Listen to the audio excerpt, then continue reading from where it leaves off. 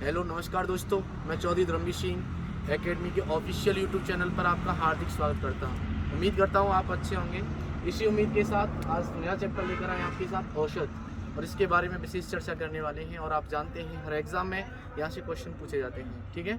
तो इसके बारे में थोड़ी बेसिक चर्चा करेंगे, फिर कुछ क्वेश्चंस लेकर आपको दिखाएंगे कि एग्जाम में किस किस प्रकार के प्रश्न आपको पूछे जाते हैं। चलिए, तो देखिए औषध होता क्या है। मैं सबसे पहले सी की बात कर लेता हूँ। औषध कहते किसे हैं? बहुत सारे लोग अपनी अपनी राय अलग अलग देते हैं, लेकिन हम यहाँ पर जो बातें करने वाले हैं वो बातें करेंगे कि औसत जो होता है एक तरीके से मध्यमान होता है। किसी संख्या के मध्यस्थ में, फिक्स मध्य में आया हुआ मान ही औसत कहलाता है। इस प्रकार से हम समझ सकते हैं। जैसे मैंने आपसे कहा कि 3 संख्या लिखी गई हैं 1 2 3। मैंने कहा कि इसमें औसत क्या होगा, तो आपने कहा कि इसके फिक्स मध्य में कौन सी संख्या स्थित है। तो इसके फिक्स बीच में जो संख्या स्थित है वो 2 है, तो इसका जो एवरेज होगा वो 2 हो जाएगा। कहने को तो देखिए इसके लिए फॉर्मूला भी यूज़ होते हैं कि इसका जो फॉर्मूला होता है एवरेज का, मैं आपको बता दूं। एवरेज औसत बराबर जो होता है, औसत बराबर आंकड़ों का योग, आंकड़ों का योग अपॉन आंकड़ों की संख्या, अपॉन होता है आंकड़ों की संख्या। ये इसके लिए फॉर्मूला यूज हो जाता है। औसत बराबर आंकड़ों का योग होते आंकड़ों की संख्या। तो देखिए 1 2 3 आया है, इसके आगे क्या है, आंकड़े दे रखे हैं आपको 1 2 3। अगर आप इन्हें ऐड कर लेंगे 3 और 2 5 और 1 6, तो आंकड़ों का जो योग हो जाएगा वो 6 हो जाएगा। आंकड़ों की संख्या कितनी है, 1 2 3, 3 संख्याएं हैं, तो हम इस 3 का भाग दे देंगे इसमें, तो कितना आएगा, 2 आ जाएगा। कितना आ जाएगा बेटा, 2। तो यहाँ पर जो 2 आ रहा है वो क्या है, एवरेज है। क्या है, एवरेज है। तो हम कह सकते हैं कि 1 2 3 का जो औसत होगा वो 2 होगा। कितना होगा, 2 होगा। जैसे आप मान के चलिए किसी क्लास में पढ़ते हैं, तो मैंने कहा कि एक ऐसे स्टूडेंट कौन सा है जो ज़्यादा होशियार भी ना हो और ज़्यादा कहते हैं बैक बेंचर भी ना हो, ज़्यादा गंवार भी ना हो, तो वो ऐसा स्टूडेंट हम निकालेंगे उसमें से। तो इसी प्रकार से ऐसी संख्या निकालेंगे जो किसी से ज़्यादा बड़ी भी ना हो और किसी से ज़्यादा छोटी भी ना हो, तो बीच मध्यस्थता निकालेंगे। उसके बीच में जो संख्या रही है उस नंबर्स को हम यहाँ पर लेते हैं, ठीक है नहीं, ठीक है। तो यहाँ पर जो एवरेज हो जाएगा वो इस प्रकार से हो जाएगा। क्लियर है, नहीं क्लियर है? चलिए, तो इसके लिए कुछ फॉर्मूले भी होते हैं, मैं आपको बता दूं कि आपको फॉर्मूले कैसे निकालने हैं। जैसे मैंने आपसे कहा कि कोई क्रमागत संख्या दे रखी है आपको, n क्रमागत संख्याओं का औसत निकालना है। n क्रमागत प्राकृतिक संख्याओं का औसत निकालना है आपको। तो आपको क्या करना है, n + 1/2। जैसे मैंने आपसे कहा कि प्रथम 50 प्राकृतिक क्रमागत संख्याओं का औसत ज्ञात कीजिए। पहली 50 संख्याओं का औसत अगर आपको निकालना है तो देखिए n की वैल्यू कितनी है, 50, क्योंकि 50 क्रमागत संख्या है। ये 1 से लेकर 50 तक पूछ रहा है। 50 पहली 50, तो यहाँ पर फॉर्मूला लग जाएगा n + 1/2। क्या लग जाएगा बेटा, n + 1/2। तो यहाँ पर n का मान कितना है, 50 है। 50 + 1/2 हो जाएगा, तो यहाँ हो जाएगा बेटा 51/2। कितना हो जाएगा, 51/2। तो यहाँ नंबर आ जाएगा आपका 25.5। कितना आ जाएगा आंसर इसका, 25.5। तो ये जो बातें कर रहे थे वो n क्रमागत प्राकृतिक संख्याओं का औसत था। लेकिन हम बात करें n क्रमागत प्राकृतिक संख्याओं के वर्गों का औसत अगर पूछा जाए आपसे, क्या पूछा जाए, वर्गों का औसत पूछा जाए, तो उसी के लिए थोड़ा सा चेंज हो जाता है बस। अगर वर्गों का औसत पूछा जाए, n क्रमागत प्राकृतिक संख्याओं के वर्गों का औसत, ठीक है नहीं, मैं पूरी लैंग्वेज नहीं लिख रहा हूँ, आप शॉर्ट में ही समझ जाना, ठीक है नहीं, ठीक है। तो यहाँ हो जाएगा n + 1 2n + 1/6। कितना हो जाएगा बेटा, n + 1 2n + 1/6। मैंने जैसे आपसे पूछा, जैसे मैंने आपसे यहाँ पर पूछा कि आप ये बताइए कि पहली क्रमागत संख्या आपको दे रखी है, जैसे 1 का स्क्वायर, 2 का स्क्वायर, 3 का स्क्वायर, ... 20 तक। तो इसमें पूछा है कि पहली 20 क्रमागत प्राकृतिक संख्याओं के वर्गों का औसत ज्ञात कीजिए। तो आप किस प्रकार से ज्ञात कर रहे होंगे, तो यहाँ पर n की वैल्यू कितनी है, टोटल संख्या कितनी है, ये 20 है। तो यहाँ पर n की जगह पर क्या लगा देंगे, 20 लगा देंगे। तो 20 और 1 21 इंटू 20 दूनी 40 और 1 41/6। तो 3 से 7 बार कट रहा है बेटा, और 3 से ये 2 बार कट रहा है। 2 से कितनी बार कट जाएगा, 20.5। कितनी बार, 20.5 बार। तो 7 का गुणा 20.5 से करेंगे तो कितना आ जाएगा, 7 पंजे 35, 5 3 20 से 140 और 3 143। तो यहाँ आपका आंसर हो जाएगा 143.5। ये क्या आ रहा है, 143.5 औसत आ रहा है। क्या आ रहा है बेटा, औसत आ रहा है। तो इस प्रकार से हम यहाँ पर एवरेज निकालते हैं। चलिए थोड़ा सा आगे और चलते हैं। आगे चलने से पहले आगे बात करेंगे n क्रमागत प्राकृतिक संख्याओं के घनों का औसत कैसे निकालते हैं, औसत की बात करेंगे। ठीक है नहीं, चलिए देखिए अब बात कर लेते हैं NQ जो नंबर्स आते हैं उनका औसत कैसे निकालते हैं। क्रमागत होने चाहिए, नंबर्स कैसे होने चाहिए, अभी क्रमागत नंबर होने चाहिए, ये बात आप ध्यान रखना। जैसे हम बात करें 1 का क्यूब, 2 का क्यूब, 3 का क्यूब, डॉट डॉट डॉट 10 का क्यूब। इसके लिए अगर हम निकालते हैं तो इसके लिए एक फॉर्मूला क्या होता है उसकी चर्चा पहले करेंगे। तो वो होता है बेटा n+1/2 का होल स्क्वायर होता है। देखो मैं आपको बताता हूँ, ये योग का फॉर्मूला होता है, लेकिन हमें निकालना क्या है, औसत निकालना है। तो औसत के लिए जो हम फॉर्मूला निकालेंगे वो हो जाएगा इसका स्क्वायर और यहाँ पर n और यहाँ पर आ जाएगा 4। ये किसका होता है, औसत का हो जाता है nn+1/2 का होल वर्ग अपॉन 4। तो यहाँ 10 किसकी वैल्यू है, n की वैल्यू कितनी दे रखी है, 10 दे रखी है। तो यहाँ पर पुट कर देंगे 10 और 10 और 11 का वर्ग हो जाएगा अपॉन 4। ये हो जाएगा बेटा 10 × 121/4। 2 से 5 बार कट जाएगा, 2 से 2 बार कट जाएगा और 2 से कट रहा है बेटा 60.5 टाइम्स। ओके, तो यहाँ 5 का प्रोडक्ट इससे करेंगे तो ये हो जाएगा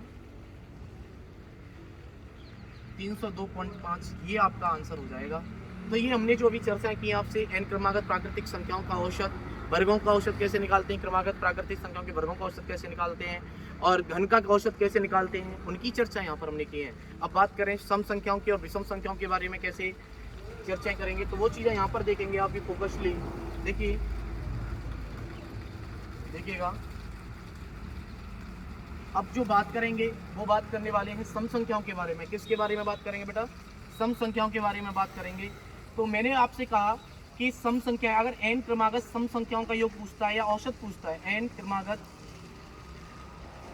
सम संख्याओं का औसत, सम संख्याओं का औसत अगर आपसे पूछ रहा है तो आपको फॉर्मूला यूज करना है n+1। क्या यूज करना है बेटा, n+1।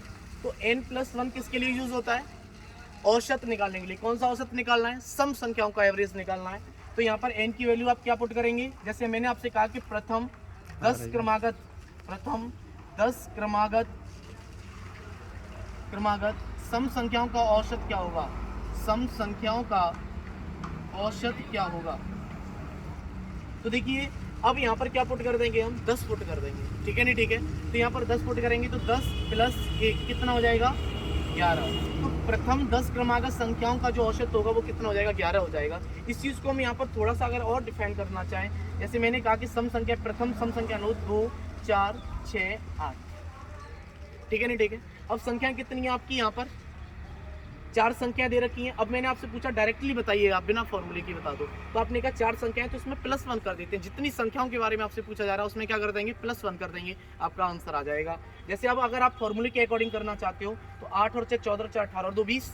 तो 20 आया, आंकड़ों का योग कितना आया, 20 आया। इसमें भाग कितने का देना है, 4 का देना। 4 संख्याएं दे रखी हैं अपॉन 4 का भाग अगर 20 में देंगे तो कितना आ जाएगा, 5 आ जाएगा। आ जाएगा कि नहीं आ जाएगा। अगर आप डायरेक्ट ट्रिक से करना चाहते हो तो अब नंबर कितने दे रखे हैं, 4 दे रखे हैं, तो 4 में कितना ऐड करना है, 1 ऐड करना है, तो आपको कितना आंसर मिल जाएगा, 5 मिल जाएगा।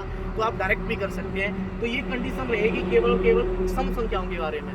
किसके बारे में, सम संख्याओं का अगर आपको औसत निकालना है तो। अगर हम बात करते हैं बेटा विषम संख्याओं का एवरेज निकालना होता, किसका एवरेज निकालना होता, विषम संख्याओं का अगर हमें एवरेज निकालना होता तो कैसे निकालते, तो उसके लिए केवल और केवल जितनी संख्याएं होंगी, क्रमागत की बात कर रहे हैं, किसकी बात कर रहे हैं, कॉन्सिक्यूटिव की बात कर रहे हैं, क्रमागत की बात कर रहे हैं। अगर क्रमागत संख्याएं आपको दे रखी हैं तो उस केस में आप क्या करेंगे पता है, केवल और केवल जितनी संख्या होंगी उतना ही औसत हो जाएगा। जैसे मैं आपसे पूछूं कि पहली 10 या प्रथम 10 क्रमागत विषम संख्याओं का औसत क्या होगा, तो आप कहेंगे कि पहली 10 जो क्रमागत विषम संख्याएं होंगी उनका औसत कितना हो जाएगा, 10 ही हो जाएगा, उसमें कोई परिवर्तन नहीं करेंगे। जैसे मैंने आपसे कहा कि पहली 5 लेते हैं, कितने लेते हैं, 5 लेते हैं। देखिए आपको खुद पता चल जाएगा। तो विषम संख्या कौन सी होती है, जिसमें 2 का भाग नहीं जाता है। तो जैसे 1 है, 3 है, 5 है, 7 है, 9। अब संख्या कितनी है, क्रमागत संख्या है 5 संख्या है, तो मैंने कहा इसका आंसर 5 ही आएगा। आप कहेंगे कैसे आएगा, आप बता के दिखाइए। तो हमने कहा 9 और 7 कितना होगा बेटा, 16 होगा। 16 और 5 कितना होता है, 21 होता है। 21 और 3 24 और 1 25। तो आंकड़ों का जो योग आया वो 25 आया। संख्या 5 है तो 5 का भाग 25 में देंगे तो 5 आएगा कि नहीं आएगा, तो 5 आएगा बेटा। तो अब हम यहाँ पर कह सकते हैं बहुत अच्छे तरीके से कि जितनी संख्याएं होंगी विषम संख्या अगर क्रमागत है, उनका एवरेज आपसे पूछ रहा है, तो आपको कुछ भी करने की जरूरत नहीं है। जितनी संख्याएं होती हैं उतना ही एवरेज हो जाता है। तो ये कंडीशन रहेगी आपकी विषम के लिए। किसके लिए यूज करनी है, विषम संख्याओं के लिए। अब क्या पूछता है मैं आपको बता दूं। अब एक ज्यादातर एग्जाम में मैं आपको बता दूं, लास्ट ईयर के एग्जाम में एसएससी जीडी में एक क्वेश्चन पूछा गया था कि 3 के प्रथम 5 गुणजों का औसत क्या होगा, ये प्रश्न आपसे पूछा गया था। तो देखिए इसके लिए फॉर्मूला क्या होता है। जैसे ए के, मैं इस क्वेश्चन को इसकी कंडीशन में अगर देना चाहूं, ए के प्रथम n गुणजों का औसत क्या होगा। अगर इस केस में इस क्वेश्चन को अगर मैं डालना चाहूं तो इस केस में हम डाल सकते हैं। और इसके लिए फॉर्मूला क्या यूज होता है मैं आपको बता दूं, एवरेज बराबर हो जाता है, ये सबसे मोस्ट इंपोर्टेंट है, ध्यान रखना। इसके लिए फॉर्मूला होता है a plus a into n upon 2। क्या हो जाता है, a plus a into n बटे 2। तो उसी प्रकार बात को ध्यान में रखते हुए इस 3 के प्रथम 5 गुणजों का औसत अगर आपको निकालना है तो क्या करेंगे, 3 a की वैल्यू लेंगे 3 प्लस 3 इंटू 5 अपॉन कितना आ जाएगा, 2 आ जाएगा। तो ये क्या निकाल रहे हैं बेटा, एवरेज निकाल रहे हैं। क्या निकाल रहे हैं, एवरेज निकाल रहे हैं। तो 5 से 15, 15 और 3 कितना होता है, 18 होता है। तो यहाँ हो जाएगा 18 बटे 2। 2 का भाग 18 में कितनी बार जाएगा, 9 बार जाएगा। तो ये क्या हो जाएगा, इसका रियल आंसर हो जाएगा 9। समझ में बात आई कि नहीं आई। तो इसी प्रकार से हम क्वेश्चन को कर सकते हैं। अगर ये आपने बेसिक कॉन्सेप्चुअल चीज़ें आपने सीखी होंगी तो हम आगे भी इन प्रश्नों को कर सकते हैं, क्रमागत लगा सकते हैं। आगे भी जैसे आएंगी कि आपको दे रखा होगा 4 संख्याओं का औसत इतना है, 5 संख्याओं का इतना है और 10 संख्याओं का एवरेज इतना दे रखा है, तो जो छूटी गई संख्या है उसको ज्ञात कीजिए। तो आप निकाल सकते हैं बहुत बारीकी से। हमेशा ध्यान रखना, जैसे आपको एवरेज दे रखा है और आपको औसत दे रखा है और आपको संख्या निकालनी है, तो आप देखो इस फॉर्मूले से यहाँ से डायरेक्ट निकाल लेते हैं। जैसे आंकड़ों का योग बराबर क्या निकल के आएगा, औसत गुना आंकड़ों की संख्या निकल के आएगा। ठीक है नहीं, ठीक है। तो इस प्रकार से हम चीज़ों को डिफाइन बहुत अच्छे तरीके से अगली क्लास में कर रहे होंगे। अगर आपकी समझ में इनमें से कोई भी बात नहीं आती तब कमेंट बॉक्स में बताएंगे ये चीज़ आपकी समझ में नहीं आई। ठीक है नहीं, ठीक है। आगे की क्लास बहुत हंसू रहने वाली है, टेंशन ना लें आप। अगली क्लास आएगी तो अगली क्लास को देखना ना भूलें, इसको जरूर देखें ध्यान से, क्योंकि ये बेसिक बताया है एवरेज का। और अगली क्लास बहुत अच्छे से रखेंगे। Thank you, all the best very much.